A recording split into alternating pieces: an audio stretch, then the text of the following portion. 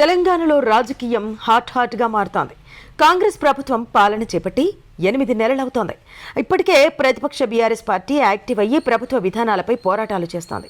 Parliament ఎన్నికల్లో ఆ పార్టీకి గట్టి దెబ్బ తగిలినప్పటికీ, అంతర్గతంగా బహిరంగంగా అనేక సమస్యలు ఎదురవుతున్నప్పటికీ ప్రభుత్వంపై ప్రతి విషయంలోనూ విమర్శలు గుప్పించడానికి రెడీగా ఉంటుంది. ప్రతి విషయంలోనూ ఆ పార్టీ నేతలు ప్రభుత్వాన్ని కార్నర్ చేస్తున్నారు. రైతు రుణమాఫీ విషయంలోనూ ఇతర అనేక అంశాల్లోనూ ఆరోపణలు చేశారు. కాంగ్రెస్ పై అటాక్ చేయడంలో బీఆర్ఎస్ లాజికల్ గా ఉంది. కానీ మరో ప్రతిపక్ష పార్టీ బీజేపీ మాత్రం ఈ విషయంలో పెద్దగా పూర్తిగా నిత్తేజంగా ఉండటంతో ప్రజల దృష్టిలో పడలేకపోతోంది. పార్లమెంట్ ఎన్నికల తర్వాత భారతీయ జనతా పార్టీ తెలంగాణలో ప్రధాన ప్రతిపక్షమని ఆ పార్టీ నేతలు చెప్పుకుంటున్నారు.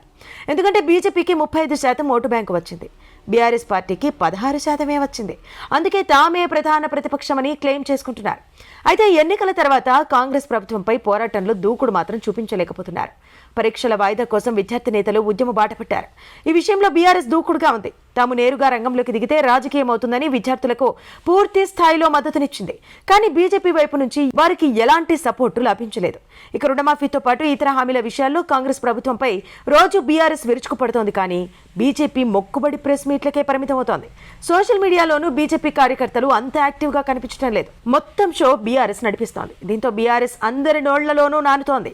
బీజేపీ తెలంగాణ రాష్ట్ర అధ్యక్షుడిగా కిషన్ రెడ్డి ఉన్నారు. కానీ ఆయన కేంద్ర మంత్రిగా బిజీగా ఉంటారు. కేంద్ర కేబినెట్ మంత్రిగా వారాంతాల్లోనూ తెలంగాణకు రావడం కష్టమే.